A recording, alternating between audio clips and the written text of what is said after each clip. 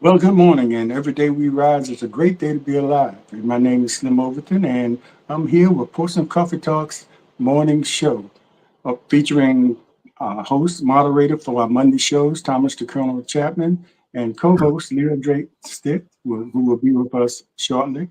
But Colonel, before I turn it over, a few things. First, I'd like to say if you're watching live on Facebook and our YouTube channel, please like, subscribe, comment, and share with all those you know, with a special emphasis on subscribing. So, and our show today is Portsmouth City Council Candidates Review.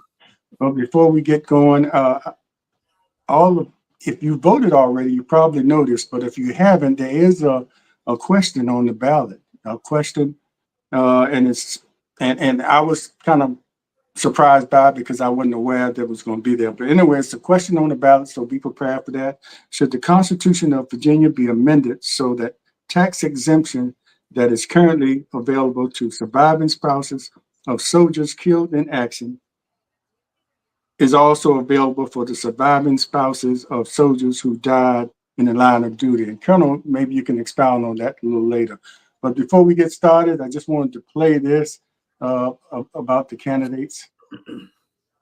We haven't had that in a long time. 11 to be exact, all pitching their own approach to similar issues. Sharon Anderson, a business owner. We need to clean up our image so that businesses will want to come here to the city of Portsmouth.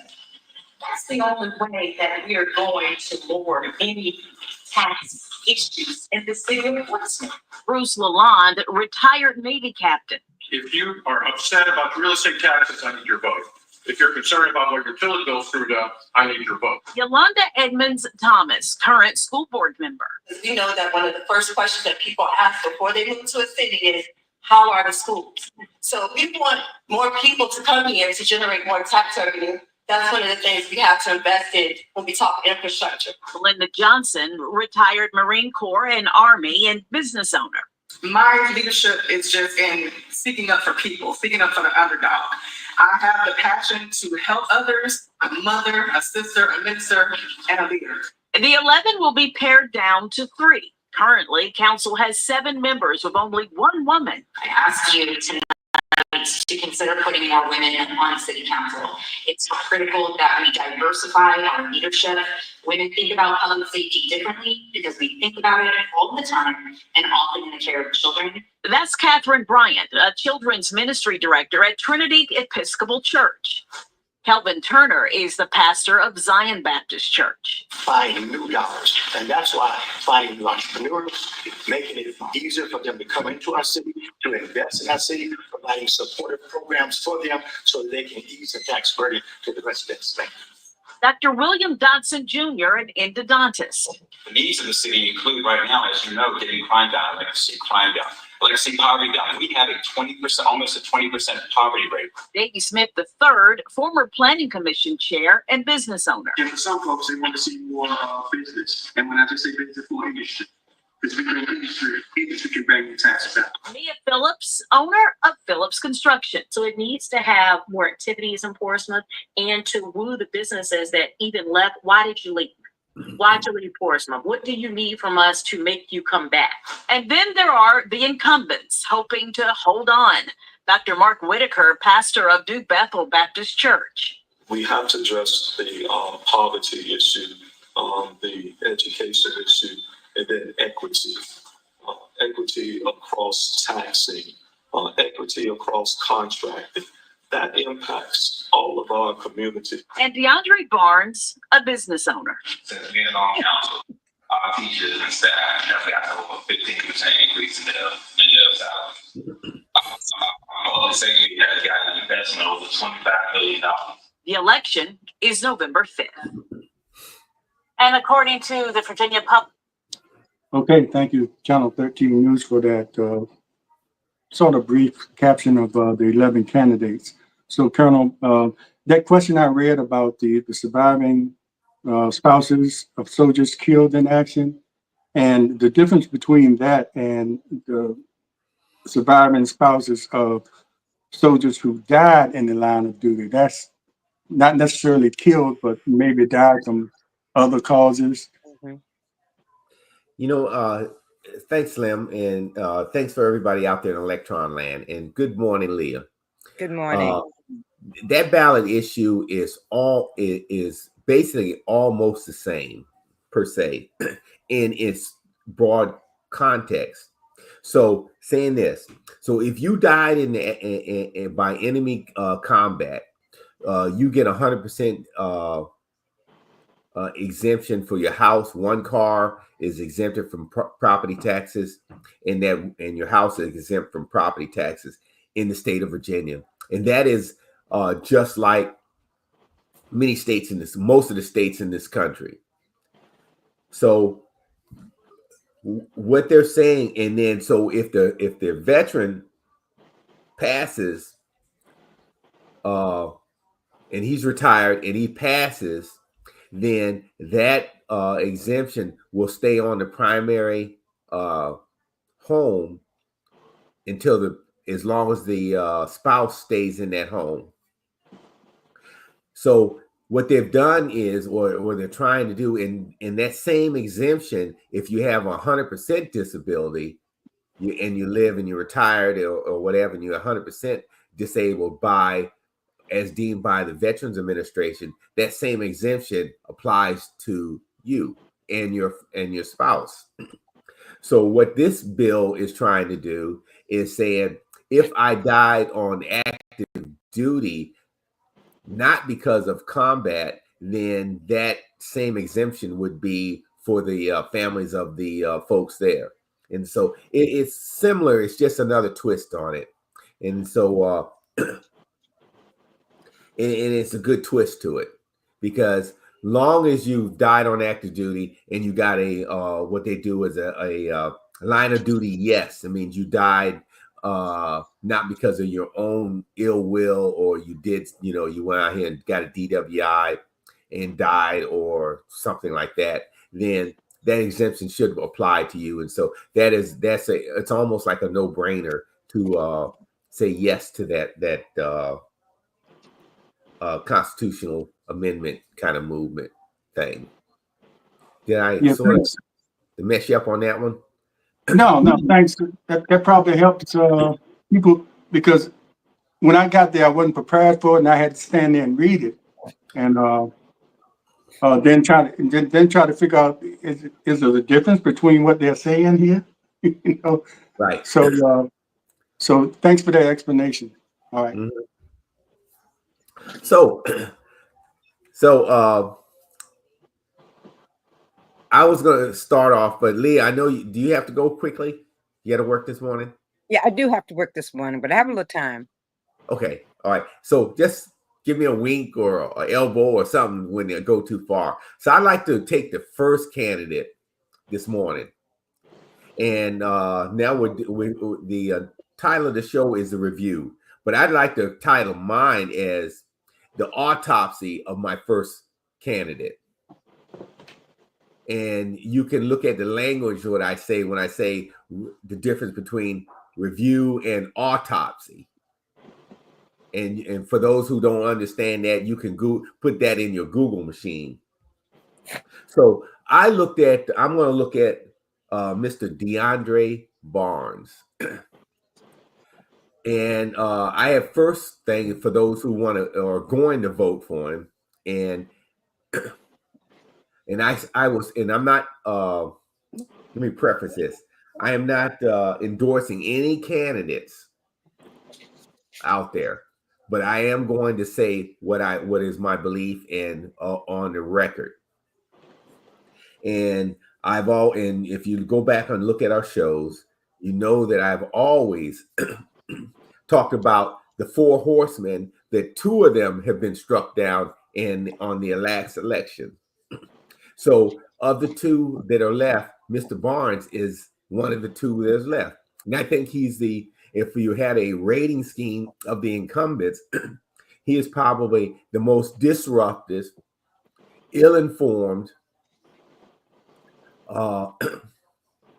non-workable, bipartisanship of any of the candidates out there that are running for re-election or election in the city, or any office in the city or in the tri-cities, other than the one guy I talked about that's running for mayor, who has no qualifications. So let me go back to Mr. Barnes. So, Mr. Barnes, I have one question to ask. What happened to the recall when you had so many thousands of people that have signed this petition to try to get rid of him? And then what kind of shenanigans that somebody pulled to kill the recall to get you and Mr. Whitaker off of the recall? And why did they want to recall that? So for the voters, you have to ask that. What happened to that issue? Anybody got an answer to that? I have no idea what took place. Looks like it just went up into flames. I don't know if they didn't get enough signatures, or did they just decide to recall the recall. I'm not sure. Yeah, they had enough signatures, but they didn't turn it in. There was a backroom deal, I believe, did not turn them in, and they got people spun up.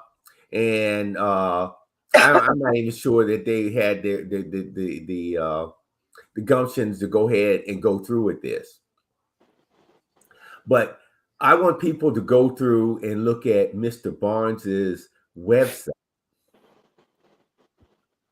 And he says his accomplishments over his time in the city council. He says he increased teacher pay. He increased teacher pay by over 15%. He did that. Well, that is a city council. He's just that was one of the meetings that he showed up and didn't disrupt. So he did not do that. It's the city council did that. He provided a teenager summer jobs program. Oh, that was not a collective thing from the city. The taxpayers and other folks did it. He provided 400 kids in a free summer camp. And he did that. Go back and look at the record. Did he fund that? Because it's written he provided 400 kids. So it's implied that he did that. No, he did not. That was in conjunction with Big Homies and other community organizations that put this thing together. But he also took credit for it. And then he talks about funded the Center for Technology and did all the stuff that the school board put up for CTE. He was responsible for that. No, the city and the city council did that. But none of these efforts were championed by him, suggested by him, or even ushered in by him. He was just on the tail end. I think Go ahead. one correction. I think that he, if I'm not mistaken, he was the one who brought up the idea of the summer jobs programs to the city council. Okay, so let me go back to the summer jobs program. That was that has been an issue from way back when we had the old stop programs and all these other programs. It was just they talked about it and it'd been brought up before, and that was that one liner that he did show up at that with the. I don't know if he wore his dashiki that day, but it wasn't his idea to move on and put the policy together on how to do it and move it along to that program. So you can't take credit just for a one-time suggestion of somebody else's suggestion. And so I'll move on from that. But go to his website and look at how he let's see here. He's asking for poll workers to work on the 5th. He's going to pay them $150. You got to work from 5:30 to 7 p.m. He's going to provide a lunch and a sneak bag. SNEAK, sneak bag. What's a sneak bag? What is a sneak bag?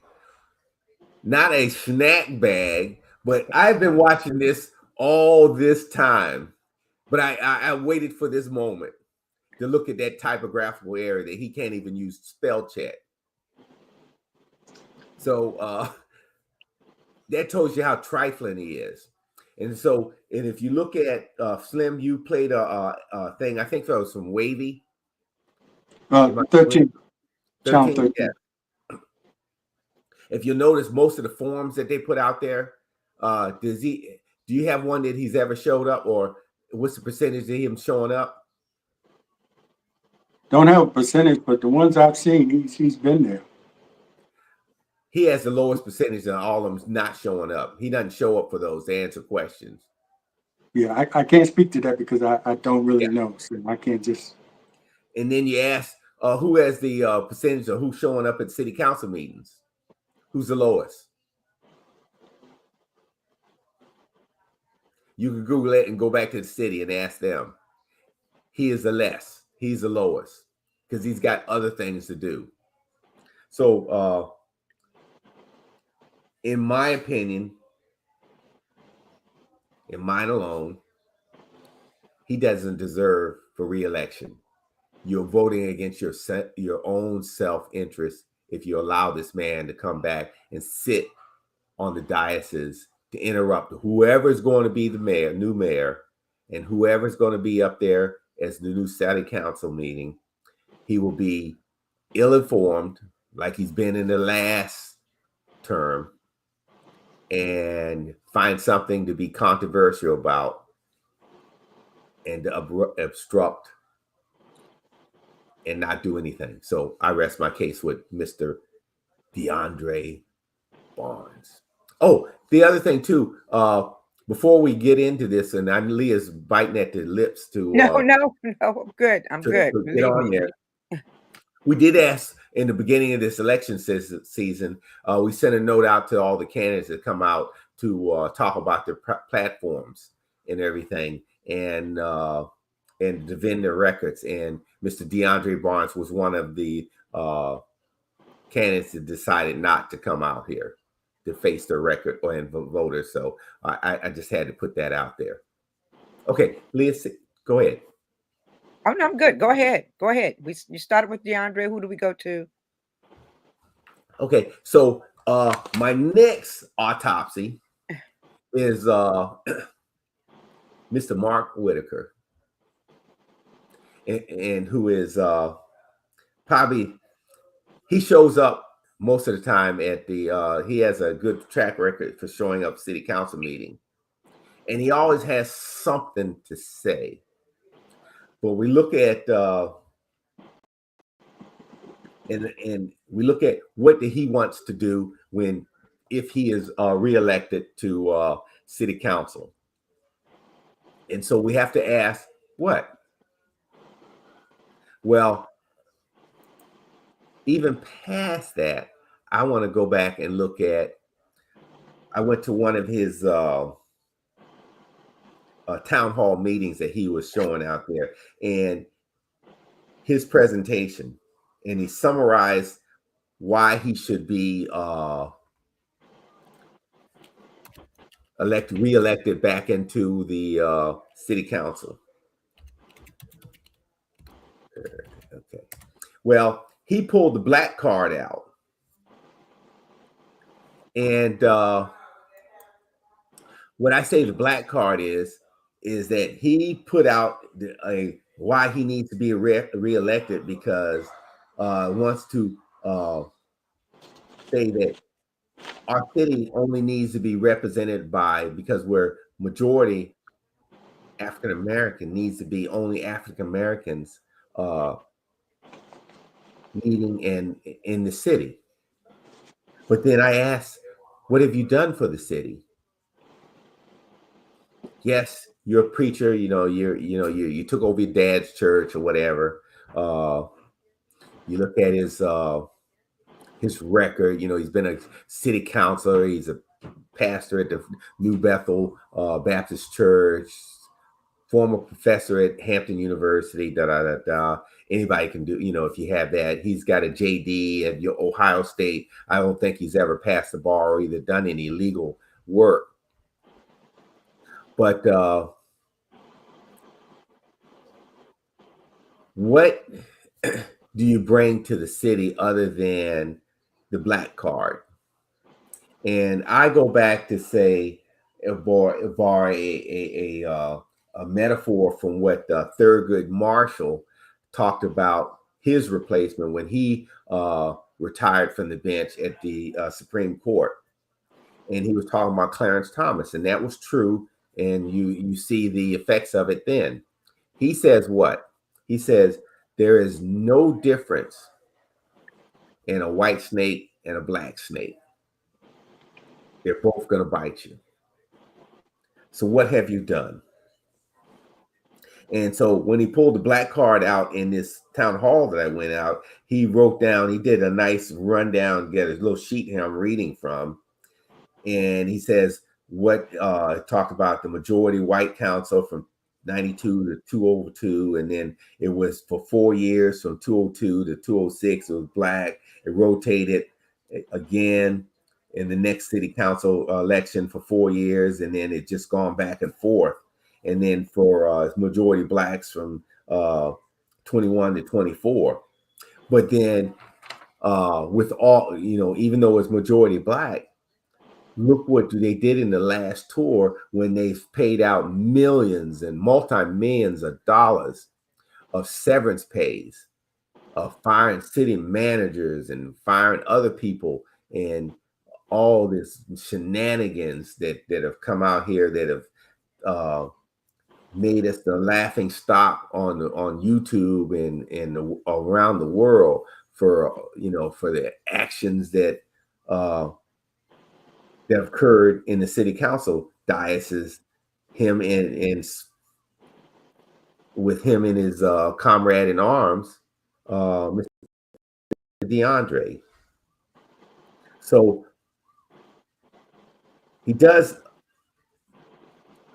add a note here. It says majority black does not mean the presence of a majority black consensus of equity and social justice. He talks a good game on social justice and equity.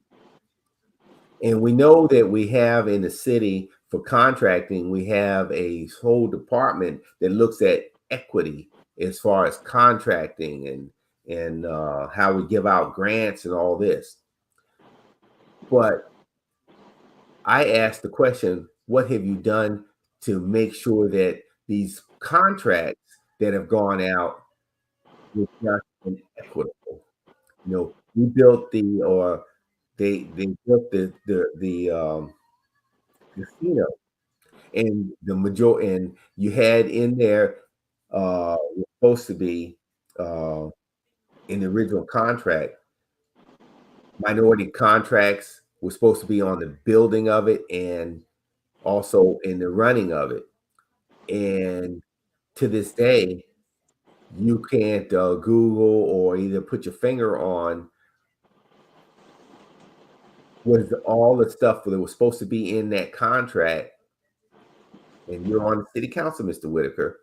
Was it upheld? And the effect of it. So he's number 2 on my autopsy of somebody that doesn't deserve to come down here and represent you on the city council. And I know he's been endorsed by the preachers union also to come down to be reelected. Leah?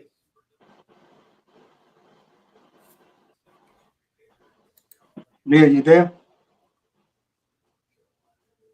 Okay, let me, I'll Yeah, go, and when she gets back, I want to, Maya Phillips, sort of a newcomer to running for city council, and took a look at her.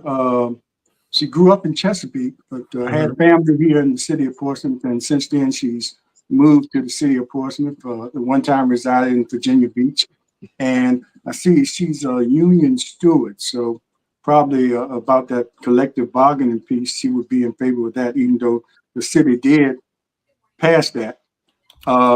She's a builder, contractor, minority owner, and she probably would be.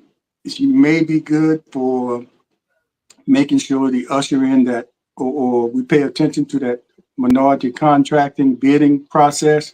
But then she would have to be careful not to create a conflict of interest since she is a minority owner herself, and yes. she is a a member of the zoning board of appeals, which I always say you should serve on the boards and commissions prior to you coming on city council, because it would help you know about how the system works. And I think that's a plus.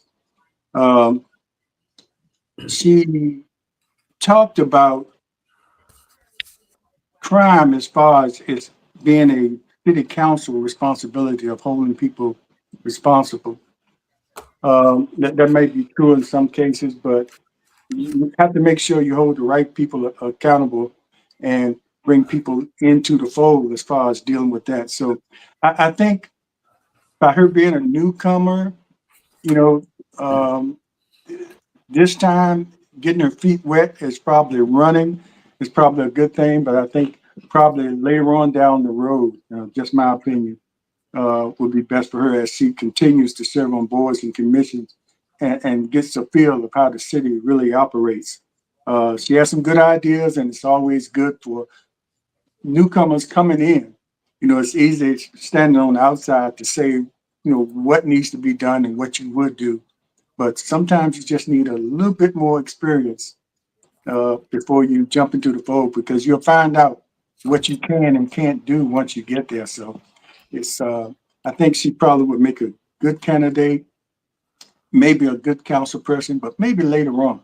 That's just my opinion. But all these candidates have a good chance of becoming our next council person because of the number that are involved or that are running. And it will depend on how the turnout is. And hopefully the turnout will be pretty big as far as with it being a presidential election too. But that's my take on her. She's very enthused about running. She, talks about how she loves Portsmouth, and that's why she moved from Virginia Beach, even though, it's a bigger city and everything. But she wants to come here and plant her feet here. So I just think she probably just needs a little bit more time to get a feel of how Portsmouth politics really works. And she probably would be a good candidate or a good council person down the road. But she's she's been everywhere and been interviewed by many, as I can see. She didn't come here, but one of the things about coming here, we did ask for a monetary. Uh, we asked for a payment to come on our show, and some people might not have been able to afford that. I don't know, but I saw her in a lot of other interviews, and she handled herself well. But I still think maybe a little bit more time getting used to the process will be to her advantage. But you, as the voters, you make up your mind. I hope you are paying attention, and you can go. You still have time if you haven't voted to go online and look up these different forums and just listen to what these people are actually saying. So that's Maya Phillips, a newcomer. She's 48 years old. I'm just bringing up the age because to some people that's important. You know, it tells about life experiences, but it's not always a prerequisite to being on council because we do have younger people in their 30s that have been on council and it's on council at this time. So, but anyway, that's Maya Phillips. And the other newcomer I saw, you didn't see a lot about her, is Melinda Johnson, the one that you heard that she served in the Marines for 13 years and the Army for 13 years. Now, Colonel, how does that work out? Do you join one and then you serve a little while and you switch over to another branch? How does that work out, and why do people do that? Well, back in the day when we could do that easily. Now, after you hit that 10-year point, you can't do that. Oh, okay. And we do it, and you do it a lot of times. You'll see most of the time those who have been in the reserves switch over back and forth in doing a 20-year career. But on active duty, you don't see that a lot. And I think she retired as an E7 or something like that in the Army. And then so some folks will do on active duty, they'll come up in the Marine Corps or the Navy or whatever. And then later on in their careers, switch over to another branch and then retire from there. And it appears that she's one of those who do that, especially on the enlisted side. But on the officer side, once you get to that magic 9-10 year rank, then it's basically it's really hard or virtually impossible for you to do that. Okay, I brought that point out. You know, serving in both of those branches. You know, I guess it shows proven leadership and dedication to your job. So that could be a plus for someone on council. She has a bachelor's of arts and psychology from Norfolk State University. And she, about gun control, she mentioned about, coming together with social services and education establishments and maybe creating a gun buyback program. So that's a generalization on how she feels about gun control. But uh, being a newcomer like that, it's kind of hard to break into the fold of an established political climate.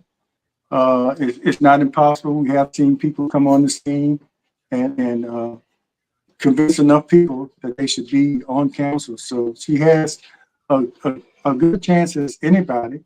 I just couldn't find a lot about her except her credentials as being in the military, and her service and some of her opinions on the different questions she was asked at forums. But again, like I was talking about Ms. Phillips, I think it's important that you get some kind of experience through however you can, serving on boards and commissions, or being involved with your civic league or something like that. Mm-hmm. So you can be ready or be well informed or indoctrinated on how the system works.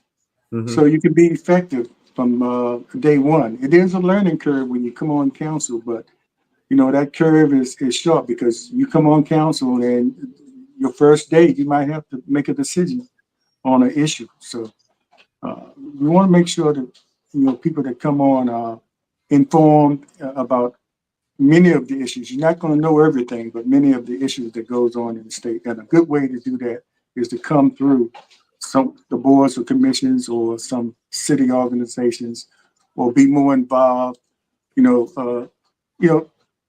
or have been involved and spoken to city council before. It's just kind of hard when you come all of a sudden. And I understand their passion for running. They think they might have something to offer, and they very well might have something to offer.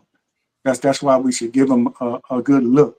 But I think it's kind of hard to break into, as I mentioned, an already established political system, and it's people vote about who they know and what they know about the person. So, but she has as good a chance as anybody. Yeah, she has a chance. Let's say everybody has a chance. And what I'm hearing from you is one, looking at the track record of accomplishments, and all the candidates have put their priorities out there, but they're thin in how we put bullets out as far as discussion bullets, but how do you get it out? How do you think you're going to accomplish that? And so that's what I'm hearing from you, and what I hear from all the candidates. Yeah, and that's what I look for when I'm looking for a candidate, and I'm saying, and everybody has something different that they look for when they're looking for candidates, and at least I hope they do, and it's not just on popularity because they go to my church or I've known them, and that's fine too if you know them. But what kind of qualifications or what can they offer when they come on council? That's why you should look at them more closely. And sometimes when you come on the scene, it's good to run for office and get your feet wet. You might win, but at least you had the experience of at least running, and people get to know who you are.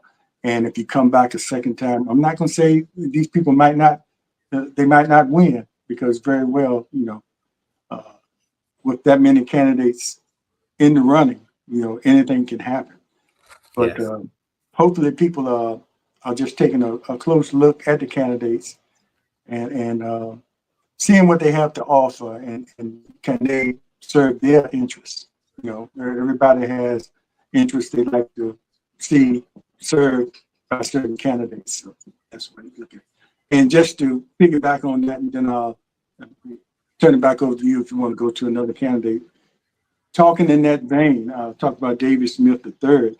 He is one of those candidates that, as a matter of fact, he is the highest, I think at this point, the highest money raiser. The last total I heard was like $64,000. And so he's raising the money in order to do what needs to be done. It doesn't always guarantee a win, but David Smith is one of those people, like we were talking about, the newcomers that have served on the Planning Commission as chair, one of the youngest to serve there. He's served as chair on the Housing Authority, and he's an entrepreneur, CEO of Relentless 9, an online clothing store, which mentioned, and a bachelor's degree out in Norfolk State.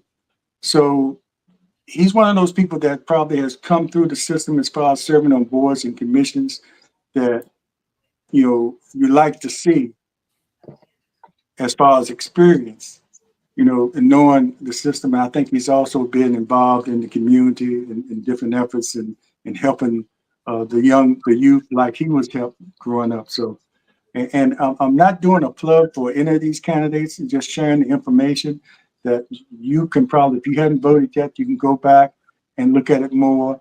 But these are some of the things that you probably should look at as far as experience and what these candidates might have to offer. And David is probably one of those ones that have gone through those processes and knows how the city government works. And then it'd be up to you to look at some of the other things he's done to see if he's someone you might want to vote for. Mm-hmm. Yeah. You know what? And I'll take Kevin Turner, who is trying to run for a city council. And Dr. Turner, as you know, is has a very impressive biography. But you know, when I go back and it says, he has says, why do you want to run for office? And he talks about he wants to re-image Portsmouth and improve the quality of life of all citizens by addressing, and that's just a carryover bullet, but addressing key issues of public safety, education, economic development. I would have liked to see, of those 3 bullets there of how. And normally when people talk about public safety, we'll always talk about in education. Well, anytime a candidate brings it up and says we're going to bring more cops in, and we're going to bring more teachers in, and we're going to pay them more, and that is a theme that all of the candidates per se, or most of the candidates, will come out and say. But what do you do past? You have to ask if you have any more town halls between now and the election. Ask what's past that. And that's the other thing when I talk to candidates out there. And then he also was asked when he was on the radio or TV, he says, top challenges facing Portsmouth is economic development. And that is true, because economic development helps us bring in more companies and businesses there, and then hopefully to keep the taxes lower. But we also have to pay taxes if you want economic to have facilities and infrastructure to come around. So he says that he's going to address the issue with his fellow council members, community stakeholders, and respective agencies by implementing a strategic economic development initiative. So I think he's thought about that, and should, I guess, because of his academic preparation, looks at policy, and when he's thinking about those types of things, of how to get jobs done, which other council members don't, if I've said before, don't have the bandwidth to implement or either discuss what policies are or initiatives that. And so in the end, he talks about, if we have a robust economy, and I think this is a misnomer, he says there'll be less taxation on the citizens. And I don't think anybody can promise less taxation on citizens. Improve, because you can never say we're going to drop your taxes, and when you do drop your taxes or give a rebate, it is so small you never get back to what we say what are fair taxes. And Colonel, let's let Leah get in there, because we don't want to run out of time before we get to. We have quite a few other candidates. Well, I was thinking, for those individuals mentioned, one thing we can say is that Dr. Turner has been actively engaged in the community. Yes. He has been involved in the community. He gives back to the community, and he's been consistent in working with the community. And so we have to give some credence to those individuals who have been actively engaged in the community prior to throwing their hat into the ring to run for city council. So we have to mention that as well as his platform, the fact that he's been out there, he's been engaged, he's been involved, and he didn't just start yesterday. It started some time ago with him. And so we give credit to those individuals who've been involved, and because so many we have not seen in the community. So it's good when we see someone who has been engaged in the community. I guess the next person before I have to leave, I guess we should look at is Kitty Bryant. Kitty Bryant comes to us. I think she's been with the Old Town Civic League, and her visions and goals are for community and family engagement, for collaborative leadership, public safety, and growth and security. So, in looking at these things, she wants to see that Portsmouth provides a safe community for families to grow, and she also, her vision is a collaborative council, and at this time we truly need a collaborative council. So if she can truly do that, we would be in a good place, because our council has not been in a collaborative mode for so long that it'd be good if she can bring that to the table. And I've watched her in the community. She's very engaging in the community, and there's no community that she would not go into. So we got to talk about those things about the individuals, as well as what they have on paper, what we've seen them as we have seen them in the community. I don't know if you have more to add on, Kitty. Kitty I, Bryant. I just want to say to your point, Leah, and I mentioned about the newcomers that coming, that, and she is one, and Kevin Turner is one newcomer coming on. And the difference between the other two that I mentioned, like I mentioned, is what you said. That we know them being active in the community. They have a face that we recognize as being active, and that's the difference between newcomers, some newcomers, and other newcomers. They've Right. already been out there doing the yeoman's work. So Hmm. that's a difference. Yeah, they didn't just start to as they prepared to run for council. They Yeah. started long before that time. And I Who think else? wasn't she a Civic League president as well? And she was a civic league president, and she's very active also with the farmers market in downtown Portsmouth. So she has been engaged and involved. Who do we have left? Uh, well, we have Yolanda Edmonds, and I think you know her more than any of us if you want to take that. Yes, Yolanda Edmonds has served her full time on the school board. We must say that, because so many get on to these boards, and then before they complete their term, they decide that they want to run for another office. So she has completed her term on the school board, and she has fulfilled those things that she said she would do when she ran for the school board. Uh, she wanted to see the language immersion program take place in the Portsmouth Public Schools, and this has begun this school year. Um, she is a very she how do you say it? She thinks through situations, and she evaluates situations before she brings it to the table.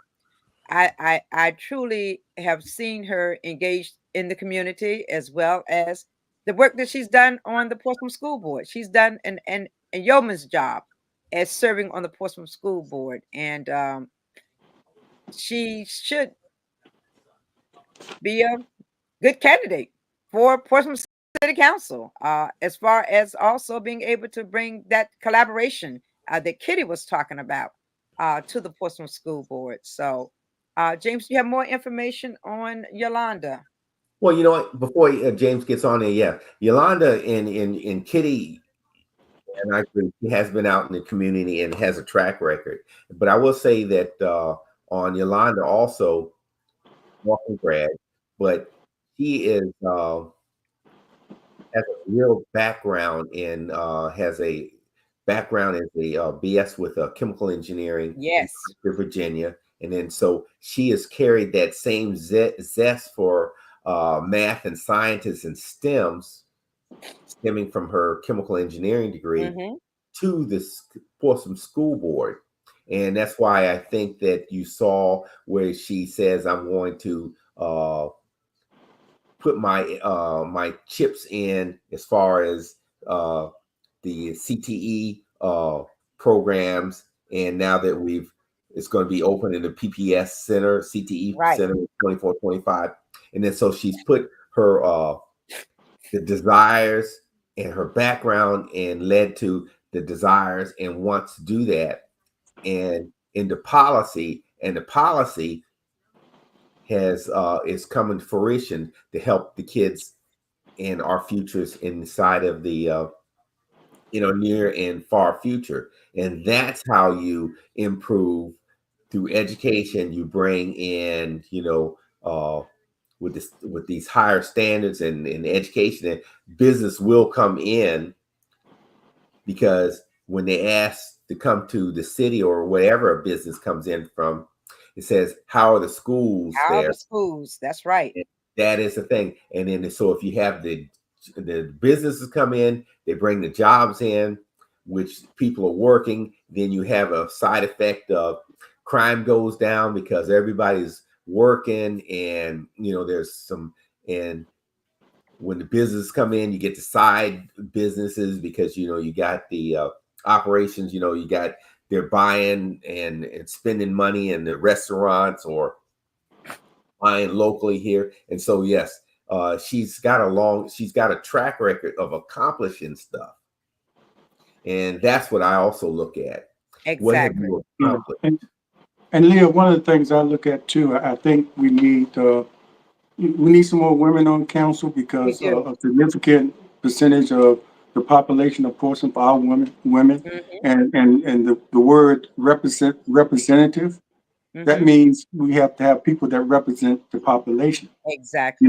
So I think we have had situations where we had two women on council at the same time, but whether it's two or one, we need to have some women, and that brings me to Sharon Anderson, because there's 5 women on the ballot, so it's no reason why we shouldn't have At least one woman. some women council persons, one or At least two, two. At at least least. two we Yeah, need. at least 2, and I would be pleased with 2 if we had I 2 would be very to, pleased with two. to better serve the representation of the city. But Sharon Anderson has been around. She has run for office before. She ran last year and had a respectable amount of votes. Uh, you see her sitting in city council every time you watch meetings, so she's right there. And she's been a civic league president, and she's been engaged. So she's someone else that you can take a look at and see if her talking points serve your interests as far as the city. So I think all these women deserve a look as far as being a representative to the whole city, but also representing the population of women that we have here in the city of Portsmouth. Mhm. And we have Dr. Dobson. Uh, he's another person that's he's been around. You're seeing him at the city council, been involved. You might not always agree with his rhetoric, but as we talk about people that have been in the community and serving, he's one of them who's been out there. So just take a look at Dr. Dodson and see if what he's saying serves your interests.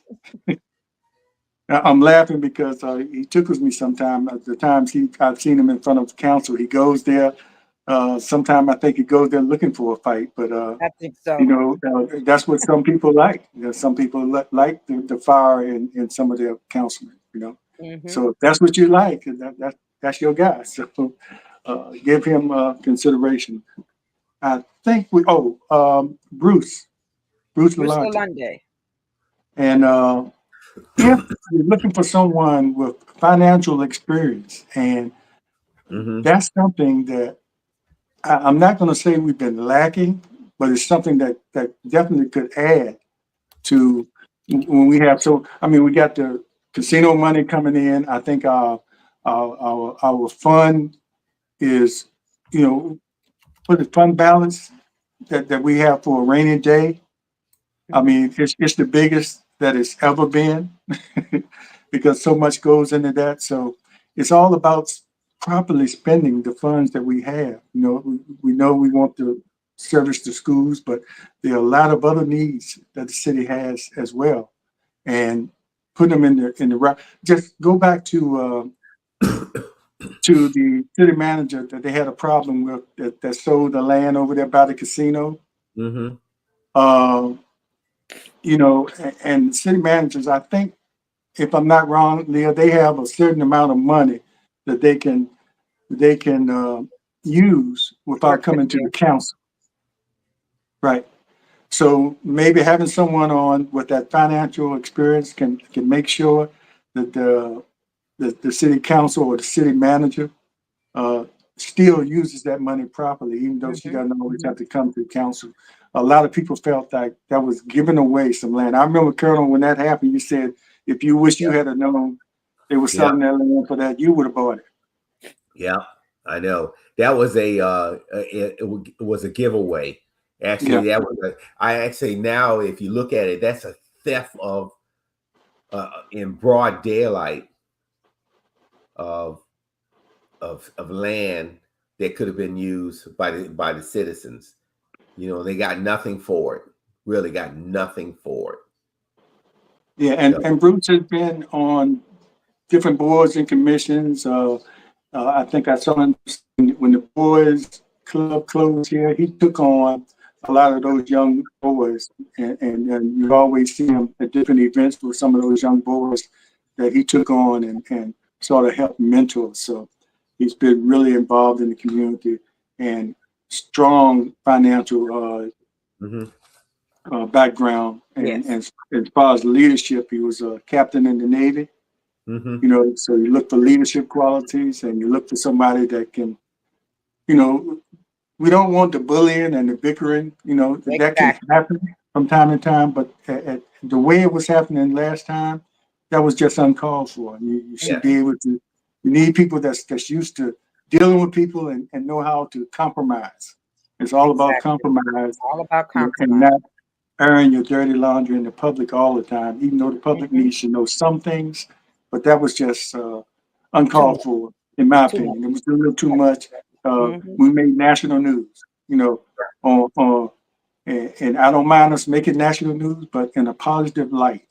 Mm-hmm. You know, we've never made national news in a positive light, except yeah. maybe when Missy Elliott gave some money.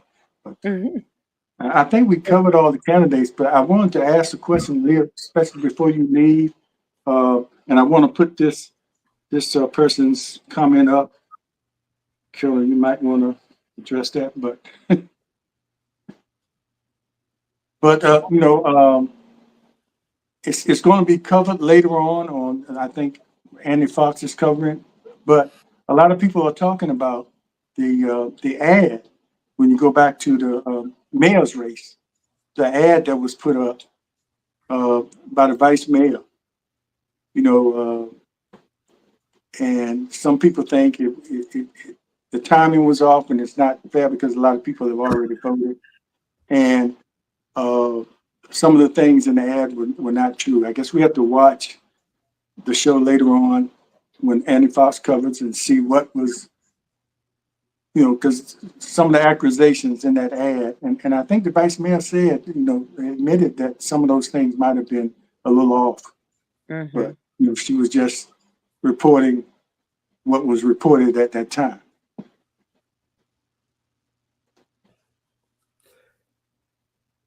Yeah, that ad was tough.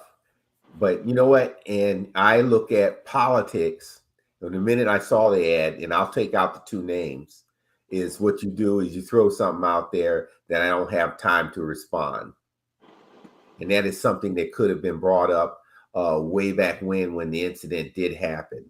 And what did you say back then? And what did you fight for it then? Because you also were on in leadership in the council. And then, so if somebody did that, so if the mayor allegedly did that, did you have a recourse to go to the city attorney or somebody to have an investigation? I asked that question. That's what I would have asked. Yeah.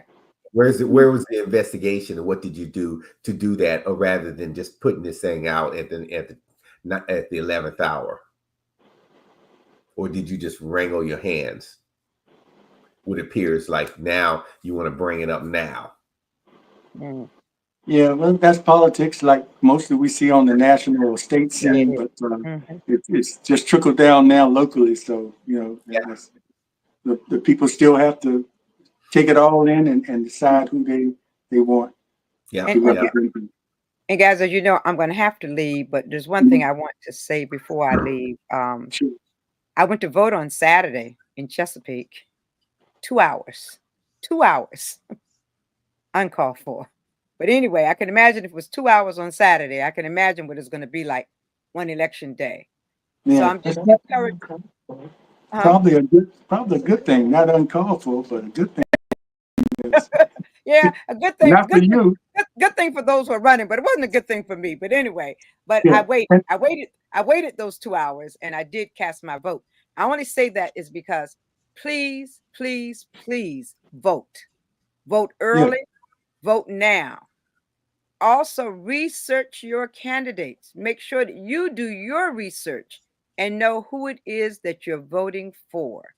So yeah. most These of are all, our opinions. would you say, Slim? These are our opinions on what These we are our say. opinions. So make sure that Mhm. you research your candidates. Choose the candidate who best represents your needs and your concerns. So I just say, most of all, get out there and vote. This is crucial times in which we're living in, and it's important that we make a difference during this election season. And Leah, before you leave, you're being bestowed another honor uh, from the from the Friends of the Juvenile Court, Friends of if the I'm not Juvenile, mistaken, right? You're yes, one of the honorees.